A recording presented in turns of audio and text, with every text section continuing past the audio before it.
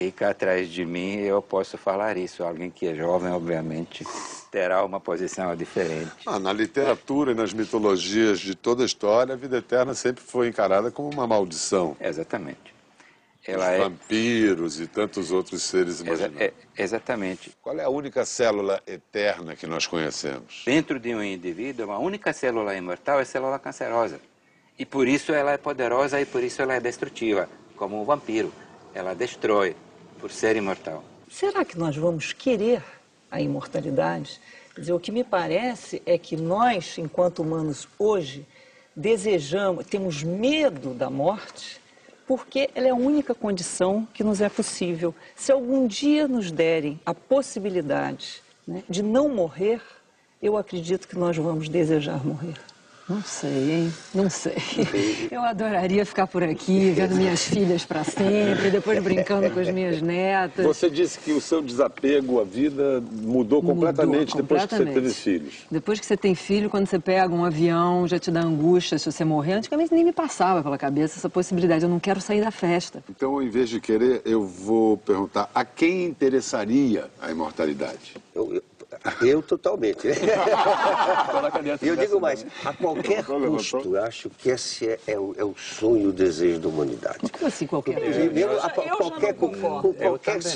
Eu sei disso, eu falei essa frase justamente para que vós, éticos, podeis reclamar. Mas eu digo que é tamanho o desejo e a realidade desse fato que ele vai triturar todas as outras questões dos senões. Radovan, eu reconheço que um indivíduo pode se interessar pela imortalidade, mas interessa a espécie? Exatamente, aí é o fundo da questão. Desejar a imortalidade é extremamente egoísta em termos de indivíduo. Uma pessoa pode desejar a imortalidade. Sociedade, a espécie, não se interessa para a imortalidade individual, ela se interessa para a imortalidade como uma população, um conjunto de indivíduos. A sociedade tem que sempre estar discutindo questões que inevitavelmente vão estar batendo na nossa porta, como clonagem, existem várias questões que a gente está discutindo hoje, que ainda são difíceis tecnicamente, mas que eu acho que a médio prazo vão acontecer também. As pessoas se conformaram com a velhice, cresceram pensando que envelhecer é inevitável. E cada um encontra sua própria maneira de não pensar nisso. A maioria finge que o envelhecimento não é tão ruim quanto é na realidade. Então, quando eu apareço dizendo, ei, ouçam, envelhecer é uma coisa ruim, elas resistem. Tentam defender o envelhecimento mostrando os problemas que a sociedade teria se ninguém envelhecesse. Na verdade, não se lembram de que o problema já existe.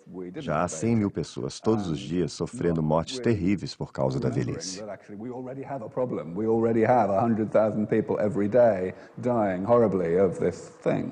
que me assusta nos próximos 20 anos é saber se a gente vai ter esse planeta para a gente estar vivendo todas essas coisas. Eu acho que a gente tem uma capacidade intelectual tremenda, até para resolver a questão da longevidade e essas coisas todas. Mas eu não sei da nossa capacidade de organização mundial para manutenção desse... Isso é o que mais me assusta. Se nós vamos alcançar ou não a imortalidade, não sabemos. Mas uma coisa nós já sabemos. O mundo, a humanidade, nunca viveu tanto. Estamos vivendo muito. E os nossos governantes, apesar de todas as evidências, de todas as estatísticas, não estão preparando a nossa sociedade para que daqui a 20, daqui a 30 anos, nós consigamos viver nesse planeta velhos. As pessoas estão morrendo por falta de preparo de políticas sociais e de saúde ambientais para que acompanhe a grande conquista do século, que é a longevidade. Falamos tanto em viver muito, melhor perguntar a quem já viveu muito. 102 anos. Quantas vezes por dia você lembra de sua juventude? Não temos tempo para isso, não.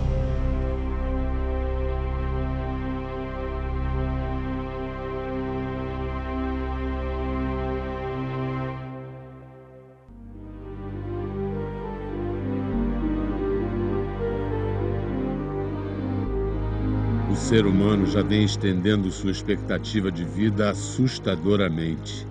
Entre o início do século XX e esse início de século XXI, a expectativa de vida saltou de 35 para 75 anos. A previsão mais aceita é a de que daqui a 4 décadas, o número de pessoas acima dos 100 anos vai aumentar 15 vezes. Já se imaginou com 100 anos? Deveria, porque ainda que não alcance a vida eterna, você provavelmente vai chegar aos 100, 120 anos. O que vai acontecer com você aos 100 anos? Você vai estar trabalhando, talvez? Produzindo? Isso é o que faz Oscar Niemeyer aos 102 anos de idade.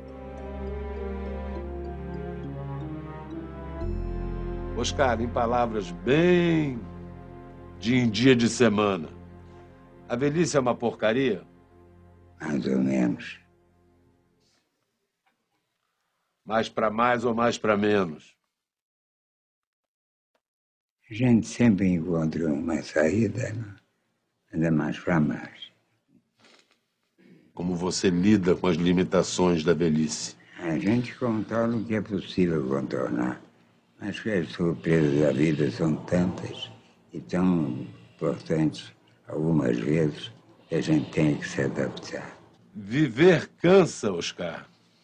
Não, viver é ótimo, mas é lógico, como tudo, tem lados bons e ruins, mas a vida é cheia de grandeza, cheia de interesse, cheia de amor.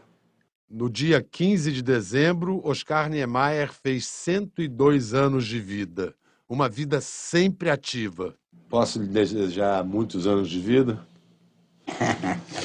Você é um gozador. Tem algum medo da morte, Oscar? É inevitável. O medo ou a morte? Não, a ideia da morte é inevitável. Nota que não adianta ter medo. A coisa vai acontecer. Um dos grandes personagens do século XX, Oscar Niemeyer é um modelo de velho do século XXI. Não para de produzir, criar, vive ocupado. Nesse momento, 15 projetos de Niemeyer estão em andamento. São tantas obras que, por muitos anos ainda, estaremos construindo o que ele desenhou. Será que Oscar Niemeyer conquistou a eternidade? De que maneiras o homem pode se tornar eterno? Não dá. Pode crescer, viver mais tempo, viver até 200 anos, sei mais, mas a natureza não cria coisa, tudo se modifica.